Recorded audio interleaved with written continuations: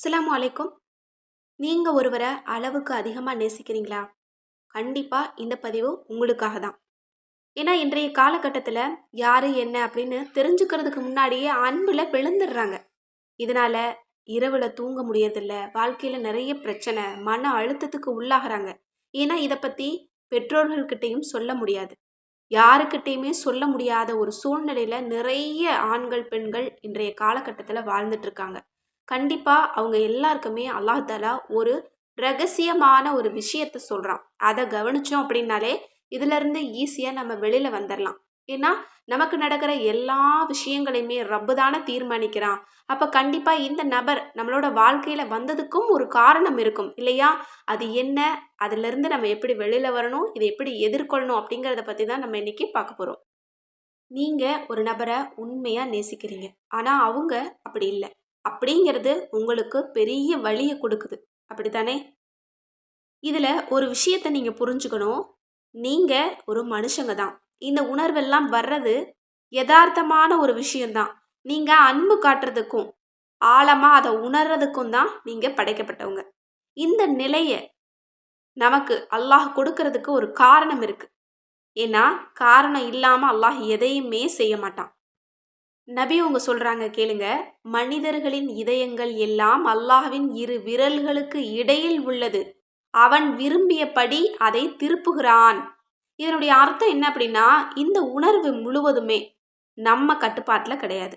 நம்ம தான் தேவையில்லாம போயிட்டு இவங்கள்ட்ட பேசிட்டோமோ, அன்பு காமிச்சிட்டோமோ அப்படின்னு நினைக்கிறோம். அது கண்டிப்பா இல்ல. இது எல்லாமே அல்லாஹ்வினுடைய கட்டுப்பாட்டுக்கு கீழ தான் நடக்குது. அல்லாஹ் தான் உங்களோட இதயத்த அந்த நபரின் பக்கத்துல அல்லாஹ் திருப்பி விட்டுருக்கான். இதுக்கு என்ன காரணம் அப்படின்னா, அல்லாஹ் உங்களுக்கு அன்ப கற்றுக் கொடுக்குறான். எப்படி அன்ப கொடுக்கணும், எப்படி அன்ப பெறணும் அப்படிங்கிறத அல்லாஹ் உங்ககிட்ட இருந்து சோதிச்சு பார்க்குறான். அடுத்தது உங்களுடைய ஈமான சோதிக்க.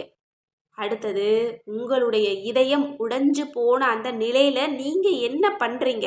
அல்லாஹ்வின் பக்கம் திரும்புறீங்களா? இல்லையா? அப்படிங்கிறத அல்லாஹ் சோதிக்கிறான். ஒரு விஷயத்த புரிஞ்சுக்கோங்க. நீங்க ஒருவர அளவுக்கு அதிகமா நேசிச்சீங்க அப்படின்னா, கண்டிப்பாக உங்களுடைய இதயத்தில ஈமான் பலவீனப்படும்.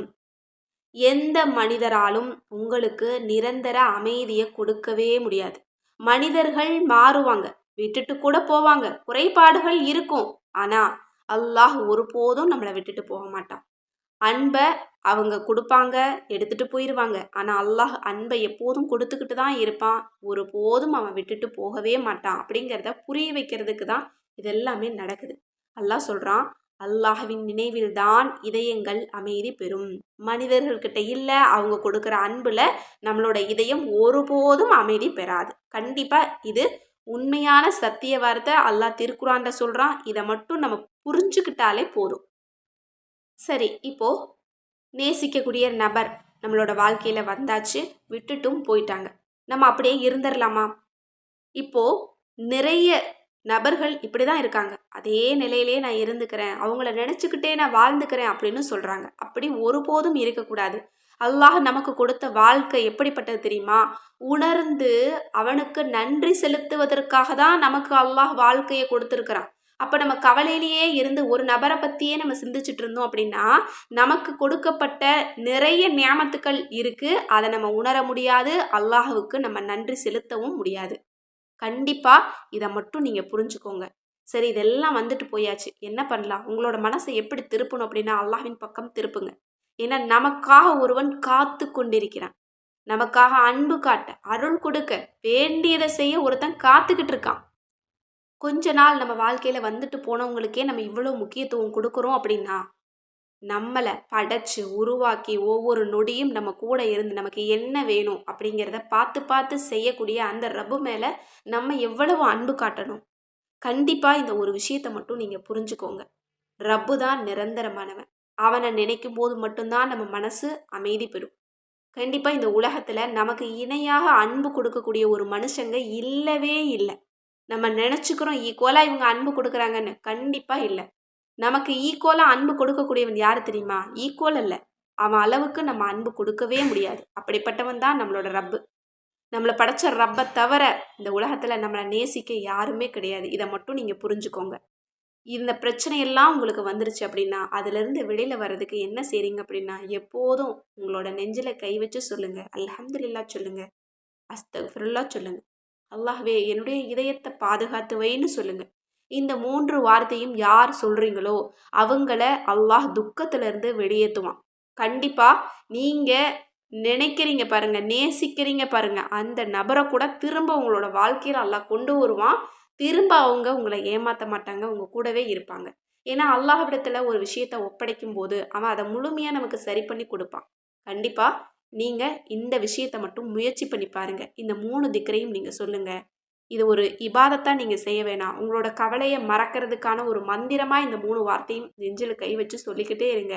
அல்லாஹ் உங்களுடைய கவலையை நீக்குவான். உங்களை நேசிக்கக்கூடிய நபரை உங்ககிட்ட கொண்டு வந்து சேர்ப்பான். இதெல்லாம் செஞ்சும் உங்களோட வாழ்க்கையில் அந்த நபர் வரல அப்படின்னா இன்னொரு விஷயத்தை புரிஞ்சுக்கோங்க. அல்லாஹ் திருக்குரானில் சொல்கிறான், நீங்கள் விரும்பும் ஒன்று உங்களுக்கு தீமையாக இருக்கலாம், அல்லாஹ் அறிவான், நீங்கள் அறிய மாட்டீர்கள். அதனால் இந்த ஒரு விஷயத்தை புரிஞ்சுக்கோங்க. அவங்க உங்களோட வாழ்க்கையில் விட்டு போனது கண்டிப்பாக உங்களுக்கு ஒரு நல்ல விஷயமாக தான் இருக்கணும்.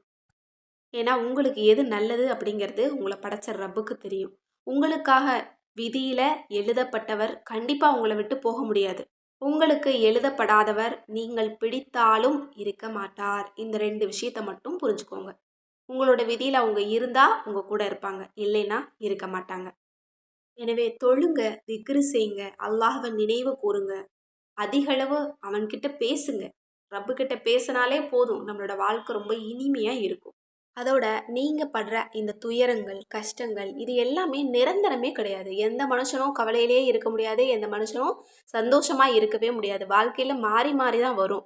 ஆனால் அல்லாஹ் நமக்கு கொடுத்துருக்கிற வாழ்க்கை ரொம்ப ரொம்ப சின்ன வாழ்க்கை. இந்த வாழ்க்கையில் நம்ம சந்தோஷமாக இருக்க போகிறோமா, இல்லை கவலையிலே இருக்க போகிறோமா அப்படிங்கிறது நம்ம கையில் தான் இருக்குது. யோசனை பண்ணி முடிவு செய்யுங்க.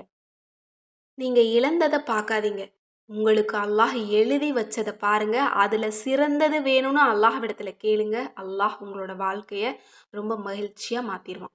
இந்த பதிவு உங்கள் எல்லாருக்குமே யூஸ்ஃபுல்லாக இருந்திருக்கும்னு நான் நினைக்கிறேன். இந்த பதிவு உங்களோட மனசில் ஏதாவது ஒரு சின்ன ஒரு மாற்றத்தை ஏற்படுத்தினா கூட எனக்கு போதுமானது.